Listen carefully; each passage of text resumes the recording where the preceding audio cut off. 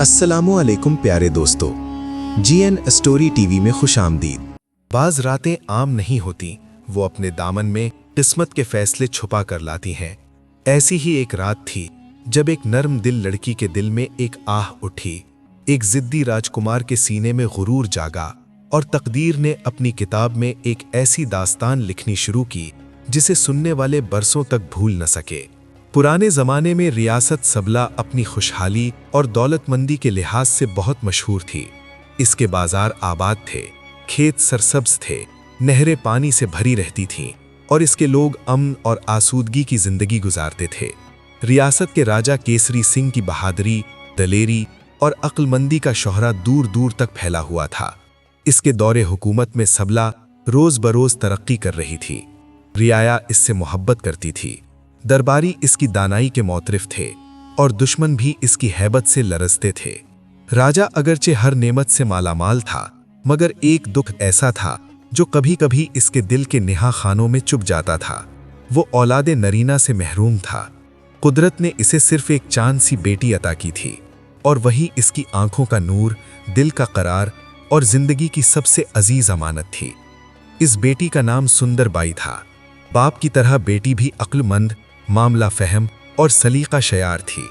इसके हुस्न के चर्चे तो ज़बान ज़दे आम थे ही, मगर इसकी शुजात, होशियारी और बुलंद हौसलेगी भी लोगों के दिलों पर नक्श थी। लोग कहा करते थे, शायद खुदा ने सुंदरबाई को बहुत फुर्सत से बनाया है। इसका चेहरा सुबह की पहली किरण की तरह रोशन था। आवाज में नरमी थी, चाल में वकार था और मिजाज में ऐसा तवाजुन कि बड़े बड़े मौरके भी हंसते हंसते संभाल ले। वो फूल की तरह नर्म मिजाज थी, मगर इसके सीने में धड़कने वाला दिल किसी बहादुर सिपाही के दिल से कम न था। राजा केसरी सिंह जब अपनी होनहार बेटी को देखता तो दिल ही दिल में खुदा का शुक्र अदा करता। इसे अब ये मलाल न था कि इसके यहाँ बेटा क्यों न हुआ। वो जानता था कि इसकी बेटी 1000 जवान मर्दों से बेहतर है और अगर वक्त आए तो सल्तनत का बार भी संभाल सकती है। गर्मी के मौसम की एक तपती हुई दोपहर थी। सूरज आग बरसा रहा था और हवा भी यूं चल रही थी जैसे किसी भट्टी की लपट हो। ऐसे में राजकुमारी सुंदरबाई अपनी सहेलियों समेत एक बाग में खेल रही थी। ये बाग शहर से बाहर था और राजा ने खास अपनी बेटी के लिए बनवाया था। इसका नाम सुंदर बाग रखा गया था। बाग के अंदर चारों तरफ खुशबू बिखरी रहती थी। नहरों में शफाफ पानी बहता था, किनारों पर रंग बिरंगे फूल खिले रहते थे और बाग के बीच एक छोटा सा खूबसूरत महल था जो गर्मी में भी ठंडी पनाह का एहसास देता था। इत्तेफाक ऐसा हुआ कि पड़ोसी रियासत वलोपुर का जवान राजकुमार वीर सिंह शिकार खेलता खेलता अपने साथियों से बिछड़ गया। धूप की शिद्दत और गर्म हवा ने इसका बुरा हाल कर दिया। दूर इसे ये बाग नजर आया तो इसने सोचा कि कुछ देर यहीं आराम कर लिया जाए। वो अंदर आया, एक घने दरख्त के नीचे चादर बिछाई और लेट गया। अभी इसकी आंखें बंद भी न हुई थीं कि बाग में नकरई कहकहे गूंज उठे। वीर सिंह चौंक कर उठ बैठा। इस सुनसान दोपहर में ऐसी शोख आवाजें इसे किसी अजीब ख्वाब की तरह महसूस हुईं। वो जल्दी से उठा और एक झाड़ी की ओट में छुप गया। चंद लम्हों बाद उसने देखा कि खूबसूरत लड़कियों का एक गौल हंसता खेलता इसकी तरफ आ रहा है। इनमें एक ऐसी थी जिसकी चाल, जिसका वकार और जिसके चेहरे की रोशनी सब पर गालिब थी।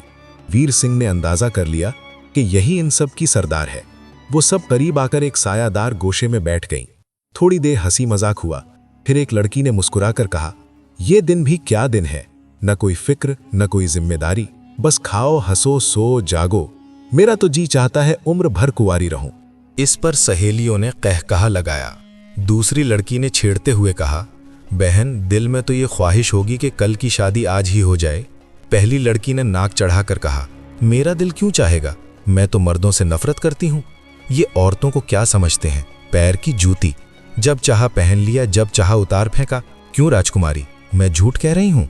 इस पर वो मरकजी लड़की, जो हकीकत में राजकुमारी सुंदरबाई थी, कुछ सोचकर बोली, "बात गलत नहीं, मगर जुल्म भी इसी पर होता है जो जुल्म सहता है। अगर औरतें अपने आप को कमजोर न समझें तो मर्द की क्या मजाल कि उन पर जुल्म करे। असल में औरतें खुद अपने दिल में हार जाती हैं, तभी दूसरों के लिए उन्हें दबाना आसान हो जाता है। न जाने मेरा ब्याह किससे हो, मगर मेरा ख्याल ये है कि पहले मैं खिदमत, मोहब्बत और वफादारी से अपने शौहर का दिल जीतने की कोशिश करूंगी। अगर वो रास्ता कामयाब ना हुआ और वो मेरा दिल ना समझे तो फिर मैं शेरनी बनकर अपनी हिम्मत अक्लमंदी और ताकत से उसे अपना बनाऊंगी। ये अल्फाज वीर सिंह के कानों में तीर की तरह लगे। वो झाड़ी के पीछे सांस रोके बैठा था। पहले इसे हैरत हुई, फिर इसके अंदर एक अजीब सा गुरूर जागा। उसने सोचा, औरत और ताकत, ये कैसी बात है? क्या एक औरत मर्द को अपनी कुव्वत से अपना बना सकती है? इसे सुंदरबाई के लहजे में एतमाद भी महसूस हुआ और चैलेंज भी। इसके दिल में जिद ने जन्म लिया। वो सोचने लगा, अगर किस्मत ने इसे मेरी राह में ला खड़ा किया तो मैं देखूंगा कि इसकी ताकत कहाँ तक जाती है। कुछ देर बाद लड़कियां उठकर चली गईं और वीर सिंह भी बाग से बाहर निकल आया, मगर अब इसके दिल में एक आवाज़ बार बार गूंज रही थी, अपनी ताकत और कुव्वत से अपना बनाऊंगी। इसे ये ख्याल एक तरफ मज़हका खेज लगता, दूसरी तरफ वही बात इसके मर्दाना गुरूर को ठेस पहुंचा रही थी। वो वलोपुर लौटा तो इसके जहन में सिर्फ एक चेहरा और एक जुमला था। चंद दिन बाद उसने अपने बाप से कहा कि वो सबला की राजकुमारी सुंदरबाई से शादी करना चाहता है। दोनों रियासतें शानो शौकत और रुतबे में एक दूसरे के करीब थीं, इसलिए जब शादी का पैगाम राजा केसरी सिंह के पास पहुंचा तो वो खुशी से मान गया। जल्द ही दोनों रियासतों में जश्न की तैयारियां शुरू हो गईं। शहनाइयां बजीं, महलात सजाए गए, घोड़े आरास्ता किए गए और मुबारकबाद देने वालों का तांता बंध गया। एक माह बाद बड़ी धूमधाम से वीर सिंह और सुंदरबाई की शादी हो गई और सुंदरबाई दुल्हन बनकर वलोपुर आ गई। सुंदरबाई की सहेलियों को यकीन था कि वीर सिंह अपनी हसीन, बावकार और अक्लमंद बीवी का पहले ही दिन असीर हो जाएगा। खुद सुंदरबाई के दिल में भी हल्की सी शर्मीली उम्मीद थी, मगर हुआ इसके बिल्कुल बरक्स। शादी के बाद वीर सिंह ने न इसकी सूरत देखी, न इससे बात की। वो जैसे जानबूझकर इससे दूर रहा। नई नवेली दुल्हन इंतजार करती रही, मगर शौहर का दरवाजा न खुला। इसके लिए ये बेरुखी हैरानकुन भी थी, तकलीफ दे भी, मगर इसने किसी से कुछ न कहा।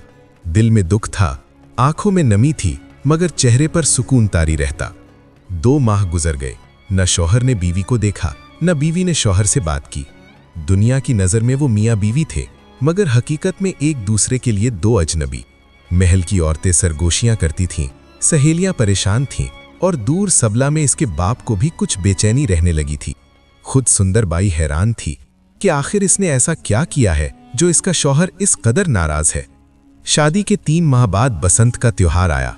इस दिन महल की औरतें और रानियां शाही मंदिर जाती, देवी पार्वती के सामने दुआ मांगती और गरीबों में दान देती। रस्म के मुताबिक सुंदरबाई भी दूसरी रानियों के साथ मंदिर गई। मंदिर में खुशबू, धूप, घंटियों की आवाज और भजनों की धीमी गूंज फैली हुई थी।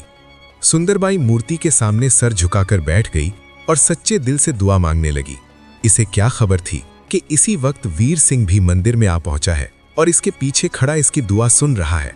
सुंदरबाई ने आंखें बंद करके कहा, ऐ देवी, तू जानती है कि मैं अपने शौहर की बेरुखी से कितनी दुखी हूं, मगर मेरे दिल में इसके खिलाफ शिकायत नहीं।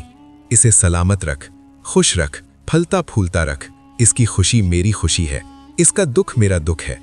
ये सुनकर वीर सिंह के चेहरे पर एक अजीब सी मुस्कुराहट आई। वो आगे बढ़ा और तंज से बोला, खूब, बहुत खूब। तो ये है आपकी वो ताकत जिससे आप अपने शौहर को अपना बनाना चाहती थीं। सारा दावा कहाँ गया? वो कुव्वत, वो इस्तिकलाल, वो जवान मर्दी कहाँ गई जिसका जिक्र आपने सुंदर बाग में अपनी सहेलियों के सामने किया था? सुंदरबाई ने चौंक कर आंखें खोली। एक लम्हे को इसकी समझ में कुछ ना आया, फिर जैसे अचानक पर्दा हट गया। इसे फौरन याद आया कि बाग में इसने क्या कहा था। अब इसे समझ आया कि वीर सिंह की बेरुखी की असल वजह क्या है। इसके अंदर शर्मिंदगी भी जागी, दुख भी और एक अजीब सी बेबसी भी। वो इसके कदमों के पास झुकी और आजिजी से बोली, मेरे मालिक, औरतें बहुत सी बातें ना समझी में कह देती हैं। अगर मेरी किसी बात से आपके दिल को ठेस पहुंची हो तो मुझे माफ कर दें। मैं हमेशा आपकी खिदमत गुजार बनकर रहूंगी। मगर वीर सिंह के दिल में गुरूर अपनी जगह जमा बैठा था। उसने सख्त लहजे में कहा, मैं ये बातें सुनने के लिए तैयार नहीं। अगर तुमने अपना कहा पूरा न किया तो मैं तुम्हारी सूरत तक नहीं देखूंगा। मेरा फैसला अटल है। ये कहकर वो चला गया और सुंदरबाई मंदिर में खड़ी रह गई, जैसे इसके कदमों तले जमीन निकल गई हो। उस दिन के बाद सुंदरबाई कई दिन तक सोचती रही।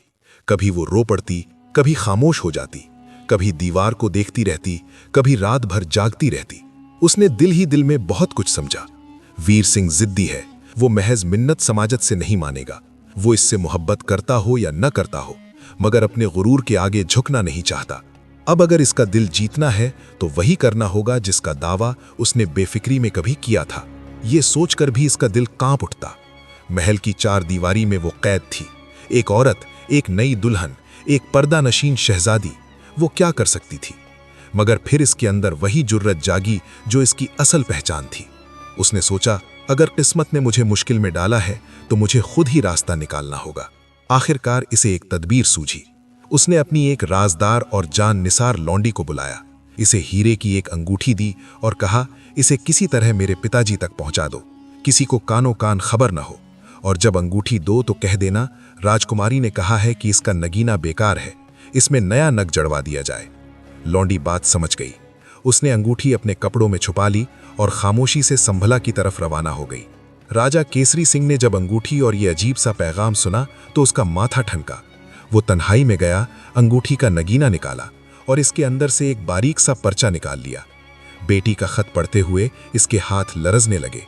खत में लिखा था कि वो सख्त मुसीबत में गिरफ्तार है और इसके शौहर ने इसके बाग वाले अल्फाज को इम्तिहान बना लिया है। वो चाहती है कि इसे मर्दाना लिबास, हथियार और एक घोड़ा किसी खुफिया तरीके से पहुंचाया जाए। खत पढ़कर राजा का दिल दहल गया। एक तरफ इसे बेटी के दुख का गम था, दूसरी तरफ ये सोचकर खौफ आता था कि ये सब चीजें इस तक कैसे पहुंचाई जाएं। एक घोड़ा, हथियार, मर्दाना पोशाक, और वो भी ऐसे कि किसी को खबर न हो। वो देर तक सोचता रहा। आखिर इसके जहन में एक हैरान कुन ख्याल आया, क्यों ना एक खुफिया सुरंग खुदवाई जाए जो सबला से वलूपुर में सुंदरबाई के महल तक जाए। ये काम आसान न था, खतरनाक भी था, महंगा भी, और अगर राज खुल जाता तो बड़ी रुसवाई होती। मगर बाप बेटी की मोहब्बत बड़े से बड़ा खतरा मोल ले लेती है। राजा ने चंद मोहतबर लोगों को एतमाद में लिया। हजारों मजदूरों और कारीगरों को मुख्तलिफ बहानों से इकट्ठा किया गया। रात की तारीकी में खुफिया निगरानी में जमीन के नीचे सुरंग खोदी जाने लगी। कई जगह सख्त चट्टानें आईं, कई जगह पानी निकला, कई बार काम रुकने लगा, मगर राजा ने हौसला न हारा। 1 माह की मुसलसल कोशिश के बाद सुरंग तैयार हो गई। जब ये खुफिया खबर सुंदरबाई तक पहुंची तो उसने सजदा शुक्र अदा किया। एक रात इसके महल के खामोश कोशे में सुरंग का दहाना खोला गया। इसके जरिए मर्दाना लिबास, जिरा, तलवार, खंजर, कमान और एक चाको चौबंद घोड़ा इस तक पहुंचा दिया गया। सुंदरबाई ने अपनी वफादार लौंडियों को ताकीद की कि इसके जाने की खबर किसी को ना होने पाए। फिर उसने औरतों का लिबास उतारकर मर्दाना पोशाक पहनी, सर पर पगड़ी बांधी, कमर में तलवार लगाई, सीना कसकर सीधा किया और आईने में खुद को देखा। वहां कोई नाजुक सी शहजादी न थी, बल्कि एक खूबसूरत मगर जरी नौजवान खड़ा था। उसने अपने दिल पर हाथ रखा, बाप को याद किया, देवी को याद किया और फिर घोड़े पर सवार होकर सुरंग के रास्ते निकल पड़ी। रात खामोश थी, मगर इस खामोशी में एक नई किस्मत की चाप सुनाई दे रही थी। वो वलूपुर के एक दूसरे हिस्से में जा निकली जहां से कोई उसे पहचान न सकता था। अगले ही दिन एक बांका सा नौजवान, तीखे नकूश, पुरएतमाद चाल और मूछों पर आन बान सजाए वलूपुर के दरबार में हाजिर हुआ। राजा ने इस अजनबी जवान को देखा तो हैरत में पड़ गया। इसके लिबास, अंदाज और गुफ्तगू से शराफत झलकती थी। उसने पूछा, नौजवान, तुम कौन हो और किस खानदान से ताल्लुक रखते हो? उस नौजवान ने अदब से झुककर कहा, महाराज, मैं एक राजपूत का बेटा हूँ, मेरा नाम रतन सिंह है। बाप से कुछ इख्तिलाफ हो गया सो घर छोड़ आया हूँ। मैंने कसम खाई है कि किसी को अपने बाप का नाम न बताऊंगा। अलबत्ता इतना जरूर कहूंगा कि सिपाहगरी के तमाम फन जानता हूँ। अगर आप मुझे खिदमत का मौका दें तो अपनी वफादारी और बहादुरी से खुद को साबित कर दूंगा। राजा को नौजवान की बात पसंद आई। उसने इसे फौज में एक अच्छा ओहदा दे दिया। कुछ ही दिनों में रतन सिंह की काबिलियत जाहिर होने लगी। वो घुड़सवारी में माहिर था, तीरंदाजी में बेमिसाल, तलवारबाजी में फुर्तीला और सबसे बढ़कर बात करने में मतीन और खुश अखलाक। वो हद से ज्यादा बोलता नहीं था, मगर जब बोलता तो ठहराव से। दरबारी इसके आदाब से मुतासिर थे, सिपाही इसकी दलेरी के कायल और खुद राजा इसके वकार से खुश। शिकार के मैदान में भी इसने जल्द ही अपनी धाक बिठा दी। वीर सिंह खुद बड़ा माहिर शिकारी समझा जाता था, मगर रतन कई मौकों पर इससे बढ़कर साबित हुआ। कभी वो घने जंगल में हिरन का रास्ता पहले भांप लेता, कभी बाज की तरह झपट कर तीर निशाने पर बिठाता, कभी उड़ते हुए परिंदे को जमीन पर गिरा देता। वीर सिंह, जो इब्तिदा में इस नए नौजवान को सिर्फ एक सिपाही समझता था, रफ्ता रफ्ता इसकी तरफ खींचने लगा। दोनों के मिजाज अलग थे, मगर बहादुरी एक ऐसी चीज है जो दो आदमियों के दरमियान खामोश रिश्ता बांध देती है। यूं दोनों में दोस्ती हो गई। कभी कभी रतन सिंह गुफ्तगू ही गुफ्तगू में सुंदरबाई का जिक्र छेड़ देता। वीर सिंह चुप हो जाता या बात टाल देता। एक रोज रतन ने कुछ संजीदगी से पूछा, आखिर आप अपनी बीवी से नाराज क्यों हैं? क्या वो बदसूरत है, बदखुल्क है या ना समझ? वीर सिंह ने फौरन कहा, नहीं, वो ऐसी नहीं, वो तो बहुत खूबसूरत, बाअखलाक, समझदार और आला हस्ब की औरत है। मैं इसे छोड़ना नहीं चाहता, न दूसरी शादी का इरादा है। मैं सिर्फ इसका इम्तिहान ले रहा हूँ। अगर वो वाकई सच्ची राजपूती है तो अपने कहे हुए दावे को पूरा करेगी। रतन ने हल्का सा कहकहा लगाया और कहा, औरतों के दावे को भी आपने दिल पर ले लिया।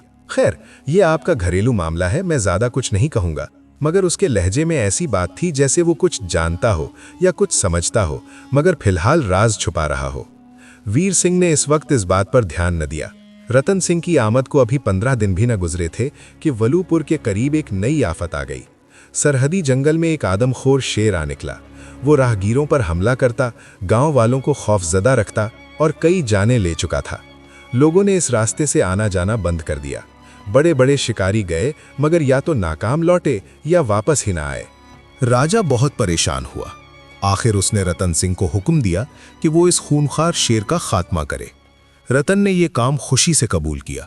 उसने लोहारों को बुलाकर लोहे का एक मसनूई इंसान बनवाया। शाम के वक्त वो इसे जंगल में एक दरख्त के नीचे खड़ा कराया और खुद एक झाड़ी में छुप कर बैठ गया। कुछ देर बाद शेर अपनी कछार से निकला। उसने दूर से इंसानी सूरत देखी और गरजता हुआ इस पर झपटा। इसके पंजे लोहे से टकराए तो वो बिफर गया और पूरी कुव्वत से इस पर हमला करने लगा। यही वो लम्हा था जिसका रतन मुंतजिर था। वो झाड़ी से बिजली की तरह निकला, तलवार लहराई और एक ही भरपूर वार में शेर का सर तन से जुदा कर दिया। रात काफी हो चुकी थी, इसलिए वो शेर का सर लेकर अपने घर आ गया और सुबह इसे राजा के सामने पेश किया। वल्लोपुर में खुशी की लहर दौड़ गई। लोग इस नौजवान सिपाही के किस्से सुनाने लगे। इस कारनामे के बाद रतन सिंह की इज्जत और बढ़ गई। राजा इसे अपने पास ज्यादा रखने लगा। वीर सिंह इस पर और भी फरेफ्ता हो गया और दरबार में इसकी राय वजन रखने लगी। यूं 1 साल गुजर गया। इस 1 साल में सुंदरबाई ने रतन सिंह के रूप में अपनी किस्मत खुद लिखी। उसने न सिर्फ अपनी शनाख्त को छुपाए रखा, बल्कि हर कदम पर साबित किया कि औरत अगर चाहे तो हिम्मत, अक्ल और सब्र से वो कुछ कर सकती है जो लोग सिर्फ मर्दों का हक समझते हैं। मगर इस 1 साल में उसके दिल पर क्या गुजरी, ये सिर्फ वही जानती थी। दिन में वो रतन सिंह था, रात में वही सुंदरबाई जो अपने शौहर के महल में एक खामोश बीवी की तरह रहती थी। कभी कभी तन्हाई में उसके दिल पर अजीब बोझ आ जाता। वो सोचती, मैं इसे जीत तो रही हूं, मगर अपने ही शौहर से एक अजनबी के रूप में। ये कैसी आजमाइश है। बाज रातों में वो अपने कमरे में आकर पगड़ी खोलती, बाल आजाद करती, आईने में खुद को देखती तो इसे यूं लगता जैसे 2 जिंदगियां एक जिस्म में कैद हैं। एक वो जो मोहब्बत चाहती है और एक वो जो खुद को साबित करना चाहती है। मगर हर बार इसके दिल में ये अज़्म ताज़ा हो जाता कि अब जब उसने ये राह इख्तियार की है तो आखिर तक निभाएगी। वो रोएगी नहीं, टूटेगी नहीं और पीछे नहीं हटेगी। एक दिन ऐसा आया जब राजा और रतन सिंह फौज के एक दस्ते के साथ शिकार के लिए शहर से दूर गए हुए थे। वीर सिंह शहर में मौजूद था, मगर बेखबर। इसी मौके से फायदा उठाकर एक पड़ोसी राजा ने वल्लोपुर पर अचानक हमला कर दिया। हमला इतना नागहानी था कि शहर संभल न सका। थोड़ी मुजाहमत के बाद वल्लोपुर की फौज पसपा हो गई। दुश्मन ने किला घेर लिया, वीर सिंह को गिरफ्तार कर लिया और रियासत पर कब्जा जमा लिया। जब ये खबर शिकारगाह में राजा और रतन तक पहुंची तो राजा पर जैसे कयामत टूट पड़ी। इसे रियासत के जाने का इतना सदमा न था जितना अपने इकलौते बेटे के कैद होने का। वो परेशानी से कहने लगा, अब क्या होगा, न जाने दुश्मन इसके साथ क्या सुलूक करें। इस पर रतन ने निहायत संजीदगी से कहा, इस वक्त हमारे पास इतनी फौज नहीं कि सीधा हमला करें। बेहतर यह है कि हम फौरन सबला जाएं और राजा केसरी सिंह से मदद मांगें। ये मशवरा अक्लमंदी का था। राजा ने फौरन मंजूरी दी। रातों रात दोनों एक मुख्तसर दस्ते के साथ सबला पहुंचे। राजा केसरी सिंह ने उनकी आमद पर हैरत भी की और परेशानी भी महसूस की, मगर जब सारी बात मालूम हुई तो उसने पूरी मदद का यकीन दिलाया। वो जानता था कि ये सिर्फ एक इत्तेहादी रियासत की मदद नहीं, बल्कि उसकी अपनी बेटी की इज्जत, उसकी किस्मत और उसके मुस्तकबिल का सवाल भी है। रात भर मशवरे होते रहे। सुंदरबाई, जो अब रतन सिंह के रूप में इन सब के दरमियान मौजूद थी, सबसे बेहतर जानती थी कि वलोपुर के अंदर पहुंचने का खुफिया रास्ता क्या है। दूसरे दिन शाम के वक्त वो सबला के चुने हुए जवानों को लेकर उसी सुरंग में दाखिल हुई जो बरसों पहले इसी के लिए खुदवाई गई थी। उधर बाकी फौज को हुक्म दिया गया कि वो शहर के दरवाजों पर हमला करे ताकि दुश्मन की तवज्जो बाहर रहे। दुश्मन के सिपाही अंदर खुद को महफूज समझकर बेफिक्र बैठे थे। रात की तारीकी में अचानक दरवाजों पर तीर बरसने लगे। शोर उठा, सिपाही घबराकर अपनी जगहों से निकले। उधर इसी लम्हे रतन सिंह अपनी जमात के साथ सुरंग से निकलकर शहर के अंदर पहुंच चुका था। उसने बिजली किसी फुर्ती से हमला किया। गलियां घोड़ों की टापों से गूंज उठीं, तलवारें चमकने लगीं और देखते ही देखते रतन सिंह दुश्मन को काटता हुआ महल के दरवाजे तक जा पहुंचा। उसने अंदर से दरवाजे खोल दिए और बाहर खड़ी पूरी फौज शहर में घुस आई। एक तरफ बाहर से यलगार, दूसरी तरफ अंदर से हमला। दुश्मन संभल न सका। थोड़ी ही देर में उसकी सफ़ें टूट गईं। कुछ मारे गए, कुछ भाग खड़े हुए और हमलावर राजा चंद सिपाहियों के साथ जान बचाकर निकल गया। वलोपुर आज़ाद हो गया। इसके बाद रतन सिंह सीधा किले की उस तंग और तारीक कोठली तक गया जहां वीर सिंह कैद था। दरवाज़ा खोला गया, जंजीरें काटी गईं और जब वीर सिंह ने अपने सामने अपने इसी महबूब दोस्त को देखा तो जज्बात से बेइख्तियार होकर इससे लिपट गया। इसकी आंखों में तशक्कुर था, आवाज़ में लर्जिश और दिल में बेपनाह ममनूनियत। वो बार बार कहता, दोस्त, तुमने मेरे लिए जान खतरे में डाल दी, तुमने मेरा सब कुछ बचा लिया। रतन ने सर झुकाकर कहा, मैंने वही किया जो मेरा फर्ज था। मगर बाप बेटा दोनों अब इसके एहसान के बोझ तले दब चुके थे। पूरे दरबार में रतन सिंह की शुजाअत, दानाई और जान निसारी के चर्चे थे। राजा इसे बेटे से बढ़कर चाहने लगा और वीर सिंह को भी महसूस होने लगा कि दुनिया में अगर कोई शख्स इसका सच्चा खैरख्वाह है तो यही रतन सिंह है। जब शहर में अमन बहाल हो गया और मामलात कुछ संभले तो रतन ने चंद दिन आराम के बहाने रुखसत ली और अपने घर चला आया। इसके जाने की थोड़ी देर बाद वीर सिंह को एक बात याद आई जो वो अपने दोस्त से पूछना चाहता था। उसने खिदमतगार से रतन के घर का पूछा। एक नौकर ने कहा कि अभी अभी रतन सिंह को राजकुमारी सुंदरबाई के महल की तरफ जाते देखा है। ये सुनकर वीर सिंह के दिल में जैसे आग लग गई। एक लम्हे में इसके जहन में कई ख्याल बिजली की तरह कौंधे। इसे वो सुरंग याद आई जो हालिया जंग में काम आई थी। इसे रतन का सुंदरबाई के जिक्र पर मुस्कुराना याद आया। इसे अपने महल की वो खामोश बीवी याद आई जिसके करीब वो खुद कभी न गया। इसका दिल शक, गैरत और गुस्से से भर उठा। उसने सोचा, कहीं ये सब पहले से तयशुदा तो नहीं था? कहीं रतन और सुंदरबाई के दरमियान कोई राज तो नहीं? यही सुरंग इसीलिए तो नहीं खुदवाई गई थी? गुस्सा अक्ल पर गालिब आ गया। उसने फौरन तलवार ली और तेज कदमों से सुंदरबाई के महल की तरफ बढ़ गया। इस वक्त सुंदरबाई अपने कमरे में तन्हा बैठी थी। शौहर को इतने अरसे बाद अपनी तरफ आता देखकर इसका दिल खुशी से भर गया। इसे लगा शायद आज इसकी सारी आजमाइश खत्म होने वाली है। मगर वीर सिंह का चेहरा गुस्से से सुर्ख था, आंखों में शक था और आवाज में तूफान। वो अंदर आते ही गरजा, बताओ वो बदजात कहाँ है? वो नमक हराम कहाँ छुपा है? जब तक इसके टुकड़े न कर दूं मुझे चैन ना आएगा। सुंदरबाई ने हैरत से कहा, आप किसकी बात कर रहे हैं? वीर सिंह और भड़क उठा, बोला, मुझे बेवकूफ न बनाओ, मैं रतन सिंह को पूछ रहा हूं, वो यहां आया है, कहां है वो? सुंदरबाई ने एक लम्हे के लिए उसे खामोशी से देखा। अब वक्त आ गया था कि पर्दा उठ जाए। उसने ना घबराहट दिखाई, ना चीखो पुकार की, ना सफाई देने की जल्दी। बड़े सुकून से उठी, सीधी खड़ी हुई और हल्की मुस्कुराहट के साथ बोली, अगर आप किसी नमक हराम को तलाश कर रहे हैं तो वो आपके सामने खड़ा है।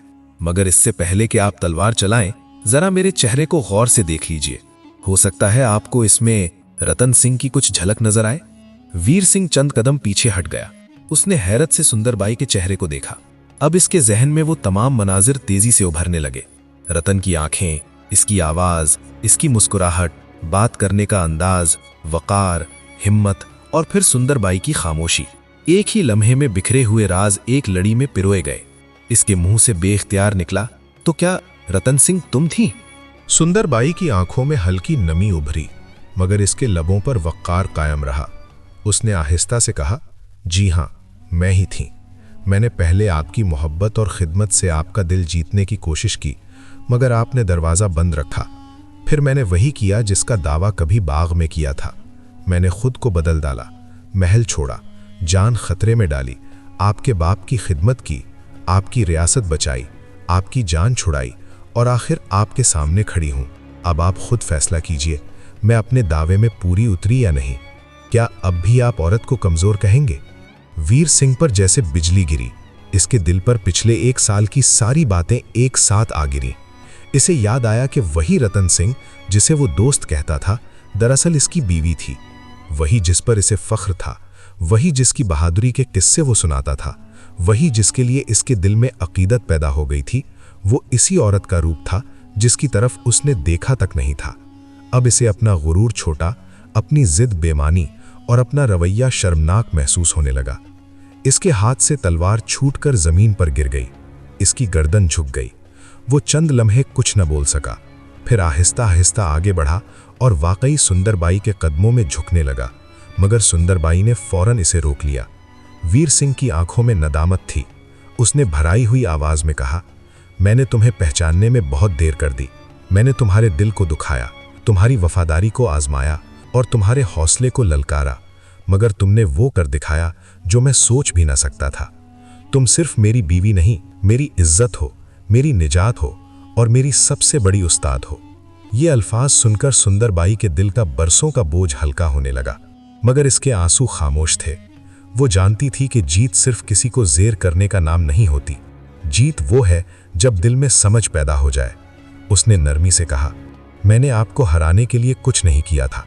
मैं तो सिर्फ ये चाहती थी कि आप औरत के दिल, इसकी हिम्मत और इसकी वफादारी को हकीर न समझें। मोहब्बत हुक्म से नहीं मिलती, इसे दिल से पहचानना पड़ता है। वीर सिंह ने इसके हाथ थाम लिए। इस लम्हे उन दोनों के दरमियान जो दीवार थी वो गिर चुकी थी। गुरूर पिघल गया था, गलतफहमी मिट गई थी और एक नई मोहब्बत ने जन्म लिया था। उस दिन पहली बार वीर सिंह ने सुंदरबाई को इस नजर से देखा जिसकी वो हकदार थी।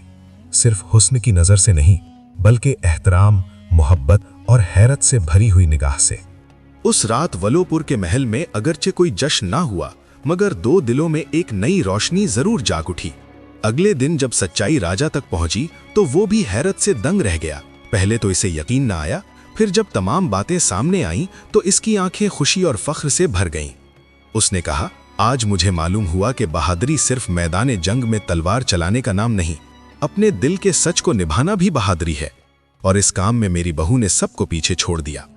खबर आहिस्ता आहिस्ता पूरे महल, फिर शहर, फिर दोनों रियासतों में फैल गई।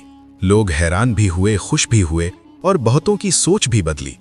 जिस औरत को वो सिर्फ हुस्न की मूर्ति समझते थे, वो 1 साल तक उनके दरमियान एक सिपाही, मुशीर, मुहाफिज और निजात दहिंदा बनकर रही थी और किसी को खबर भी ना हुई। बुजुर्ग इस किस्से को अपने अंदाज में सुनाते। शायर इस पर शेर कहते, माएं अपनी बेटियों को इसका जिक्र सुनाती और बाप अपने बेटों से कहते कि औरत को कभी कमजोर न समझना। इसके बाद वीर सिंह ने सुंदरबाई के साथ वो सलूक किया जिसकी वो मुस्तहिक थीं। अब वो इससे हर बात में मशवरा लेता, दरबार के मामलात में इसकी राय अहम समझी जाती और दोनों के दरमियान मोहब्बत के साथ एहतराम भी कायम था। राजा केसरी सिंह जब कभी बेटी को देखने वलोपुर आता तो इसका दिल खुशी से भर जाता। वो जानता था कि इसकी बेटी ने सिर्फ अपना घर नहीं बसाया, बल्कि एक सोच बदल दी है। वो कभी कभी तन्हाई में खुदा का शुक्र अदा करता और कहता, तूने मुझे बेटा नहीं दिया, मगर ऐसी बेटी दी जिस पर सल्तनतें नाज करें। वक्त गुजरता गया, मगर सुंदरबाई और रतन सिंह की ये कहानी लोगों के दिलों में जिंदा रही। इसमें जंग थी, मगर असल फतह तलवार की नहीं, किरदार की थी। इसमें इम्तिहान था, मगर कामयाबी सिर्फ होशियारी की नहीं, सब्र और वफादारी की थी। इसमें मोहब्बत थी, मगर वो ऐसी मोहब्बत थी जो गुरूर को तोड़कर एहतराम में ढल गई। और इस दास्तान का सबक बहुत गहरा है। इंसान को कभी किसी को कमजोर समझकर हकीर नहीं जानना चाहिए। औरत अगर मोहब्बत करती है तो जान से करती है, और अगर वक्त आजमाइश का आ जाए तो अपनी अक्ल, हिम्मत, सब्र और वफादारी से नामुमकिन को मुमकिन बना देती है। ये भी याद रखना चाहिए कि वादा जबान से निकल जाए तो इसकी जिम्मेदारी दिल पर आ जाती है। सुंदरबाई ने जो कहा वो निभाया, मगर उसने ये साबित करने के लिए नहीं किया कि वो किसी से बड़ी है, बल्कि इसलिए किया कि सच्चाई और वकार के साथ जीना क्या होता है। और वीर सिंह ने आखिरकार ये सीख लिया कि असल बहादुरी अपनी गलती मान लेने में है। जो झुक जाए वो छोटा नहीं होता, जो सच पहचान ले वही असल बड़ा होता है। यूं सबला की शहजादी और वलोपुर के राजकुमार की कहानी सिर्फ एक शादी की कहानी न रही, बल्कि वफा, हिम्मत, इज्जत और दिल की रोशनी की कहानी बन गई। प्यारे दोस्तों, कहानी अच्छी लगे तो लाइक कर दें और मजीद इसी तरह के किस्से कहानियां देखने और सुनने के लिए मेरे चैनल को सब्सक्राइब कर लें। शुक्रिया।